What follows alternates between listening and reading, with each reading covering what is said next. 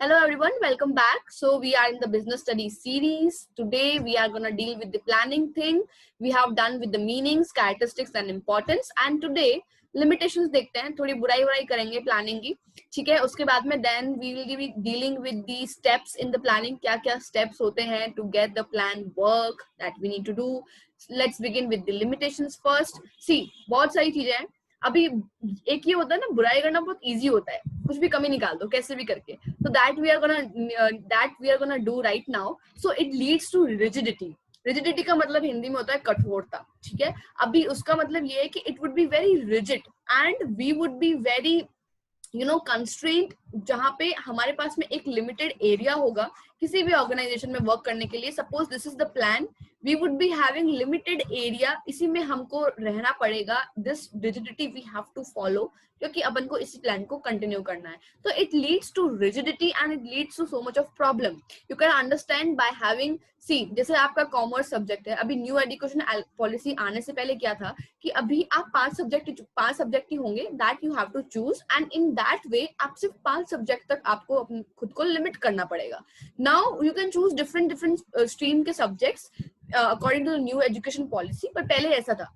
तो that plan had the rigid format in which you are limited to some particular subjects. उससे beyond आप नहीं जा सकते. कॉमर्स वाला साइंस के बारे में ज्यादा नॉलेज नहीं रख सकता because they have some constraints, right? तो वो वैसी रिजिडिटी ऑर्गेनाइजेशन में भी होती है because of planning.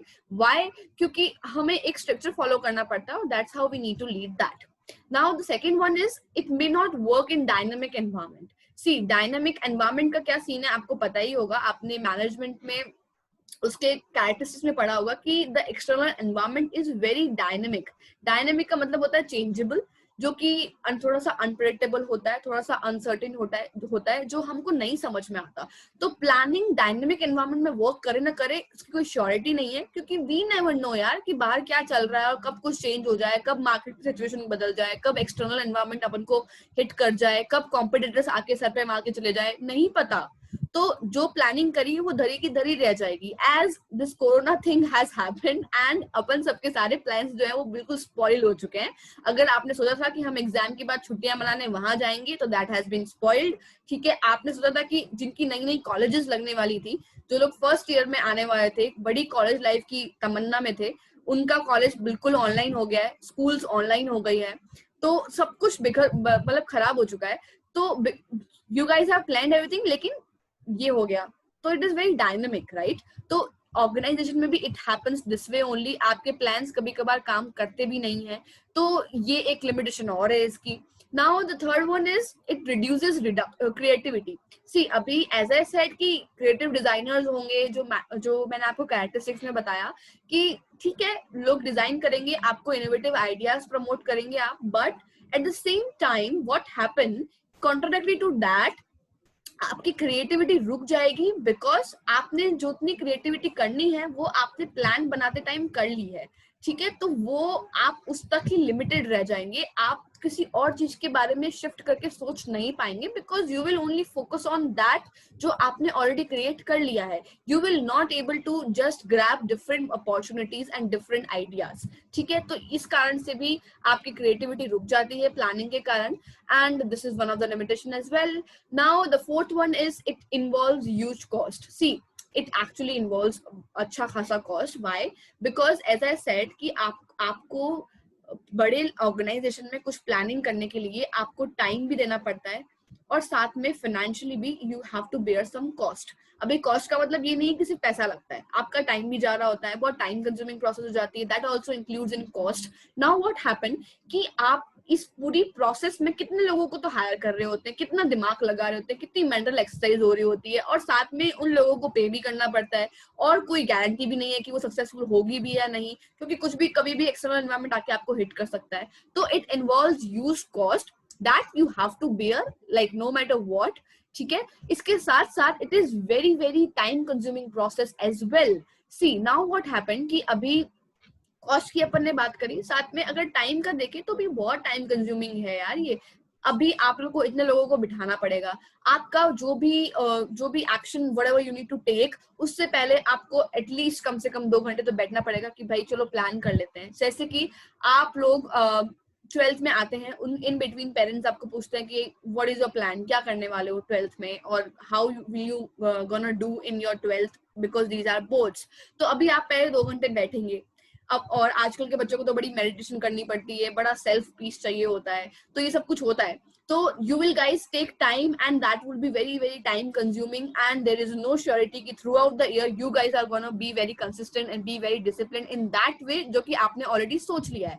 तो in that way what will happen कि इतनी consistency नहीं रख पाना, continuity नहीं रख पाना, ये सब जानते हुए भी you will just pay so much of time just to plan something, right तो ये एक इसका लिमिटेशन और हो जाता है। तो that's how these things are different in planning, जो कि ऑब्वियसली लिमिटेशंस हैं, बट इसके फायदे तो अपन ने देख ही लिए, तो वो भी हैं। तो प्लीज डू नॉट ऐसा मत सोच लेना कि मैम ने बोला है कि यार कुछ काम का नहीं है प्लानिंग, तो हम प्लानिंग नहीं करेंगे। प्लानिंग करनी है, but you have to have some calculative planning, ठीक है। Now you look the 6th one, इसमें है कि इसमें कोई गारंटी नहीं होती सक्सेस की। इट इज वेरी क्लियर दो कि अभी आप चाहे सिर्फ प्लान कर लो, very first day of my college और of my school in 12th class मैंने प्लान किया कि इस बार तो मैंने 4 देना है, बहुत अच्छे से करूंगी मैं, चाहे कुछ हो जाए, इतनी कंसिस्टेंट रहूंगी। I make plan, I make time table की सुबह 5 बजे उठने का है, और कोई दंगल जैसी मूवी देख ली तो फिर बहुत मोटिवेटेड होके I have plan these things. But कोई गारंटी नहीं है कि उससे मुझे वो सक्सेस मिलेगी ही मिलेगी, और मैं कंसिस्टेंट रह ही पाऊंगी या नहीं थ्रू आउट द टाइम, और जो डिसिप्लिन इट रिक्वायर्स वो मैं दे पाऊंगी या नहीं, even I don't know, even the situation would be different, quite different, आज का कल का नहीं पता अपन को।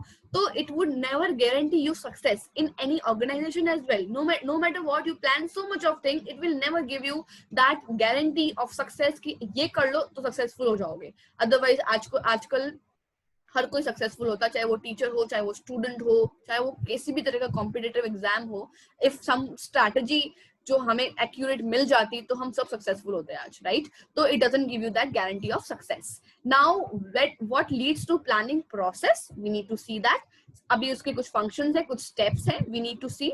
The first step is setting objectives. See अभी एज आई सेड कि planning will only focus on the setting of objectives, कि आपको एक्चुअली में अटेन क्या करना है, that you need to know first, then only you can proceed further. अभी आप लोग 12th में हैं, तो आप लोग पहले ये तो डिसाइड करेंगे कि 12th में आपको मार्क्स कितने लाने हैं, आपका टारगेट कितना है।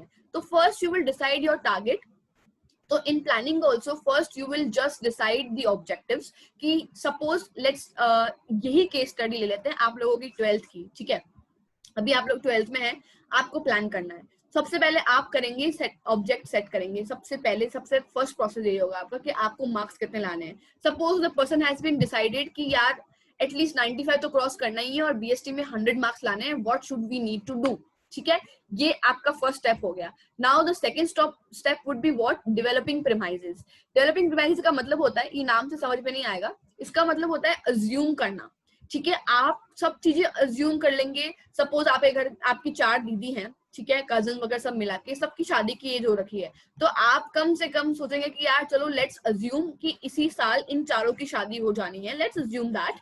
और उस 4 दिन में कम से कम मुझे 4 दिन तो निकालने पड़ेंगे, तो साल के 16 दिन तो मैं मजे में निकालूंगा। 2 दिन शॉपिंग के, 2 दिन फंक्शंस के, तो ये तो कट कर दो। तो यहाँ मैं पढ़ाई नहीं करूंगा, ये आपने अज्यूम कर लिया already, no matter what it is gonna happen और नॉट, ये आपने ऑलरेडी अज्यूम कर लिया, तो ये 16 दिन आप नहीं पढ़ोगे। उसके अलावा यू अज्यूम कि यार एक दिन मेरा बर्थडे है, एक दिन मेरी फ्रेंड का बर्थडे है, एक दिन मेरे बेस्ट फ्रेंड का बर्थडे है, तो ये 3 दिन भी कट कर दो, तो यहाँ पे भी मैं नहीं पढ़ने वाला। बाकी दिन एग्जाम्स रहेंगे तो एग्जाम की तैयारी करनी पड़ेगी। तो that's how you will assume these things, and then that's how you will proceed to the next step. In an organization also managers do this way.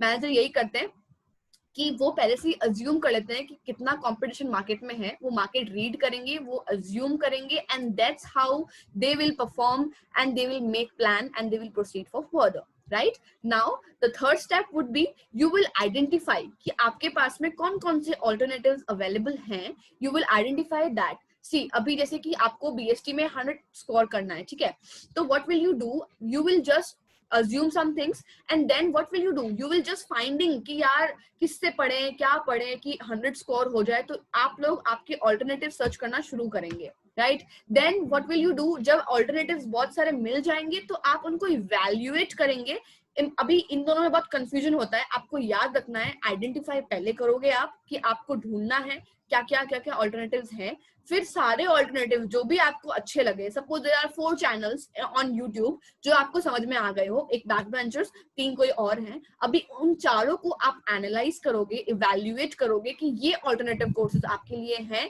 in the 4th step, and then what will you do, you will just select one alternative, that is backbenchers I guess, तो वो आप allow choose करेंगे, and that's how you will proceed with the backbenchers series.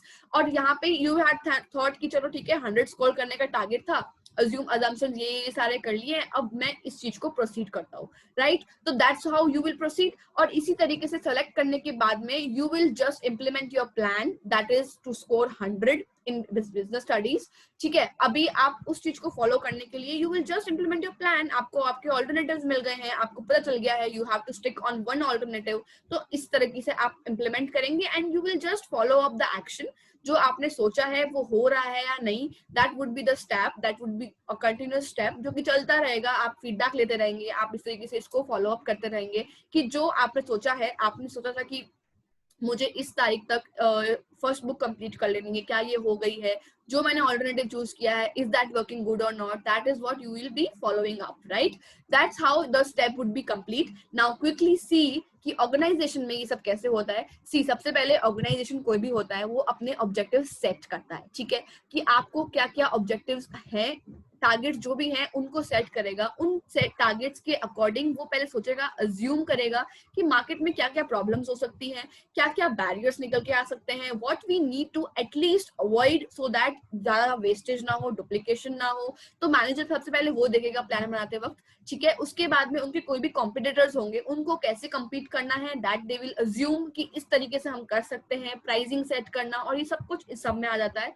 Now then they will identify कि क्या क्या उनके पास में ऑल्टरनेटिव कोर्सेज है to make that plan happen, ठीक है, to make that plan efficient, effective and powerful, जो कि सबसे यूनिक रहे। तो they will see that as well. Then they will evaluate all the alternatives they get, जो भी उनको ऑल्टरनेटिव्स मिले वो उनको समझेंगे, एनालाइज करेंगे कि उनके लिए बेस्ट क्या हो सकता है। Then they will be choosing the best alternative for them for their plan, irrespective of any bias, they will just see कि उनको क्या प्रॉपर तरीके से मिल सकता है बेस्ट उनके लिए। उसके बाद में उस ऑल्टरनेटिव को लेते हुए वो अपना प्लान जो उन्होंने इम्प्लीमेंट करना है, they will implement that, they will execute in that way and they will be keep following that action, that's all. इस तरीके से ये पूरा प्लानिंग का प्रोसेस जो है वो चलता रहेगा। तो basically what I mean is कि प्लानिंग का प्रोसेस बहुत सिंपल है, आप इसको अपने हिसाब से देखोगे तो भी चलेगा and you can just write it very clearly in terms of organisation as I explained you. और बाकी आप थोड़ा सा बुक में एक बार भी रीड करेंगे तो it will be very easy for you to get the whole plan and it is very very important. आपके एग्जाम में ये क्वेश्चन बहुत, मतलब I can be pretty sure कि क्वेश्चन आ सकता है, ठीक है। तो be very consistent with it. So basically we have done with the planning thing. अभी प्लानिंग में इतना ही था, जो टाइप्स थे वो आपके कोर्स में हट गए हैं, तो I haven't recorded that. So planning तो हो गया है, we will be doing the organising thing later, probably tomorrow, and I will be finishing that as well. If you need any other chapter specifically right now, you can write me on the comment section. I'll provide you that as well. All right. Enough for the day, I guess. Have a good day. Thank you so much. Be very consistent, guys. Do like, subscribe and share the videos. All right, so that I can even get the motivation to make more and more videos and to help you guys in any way I can, right? Chalo, thank you so much. Goodbye.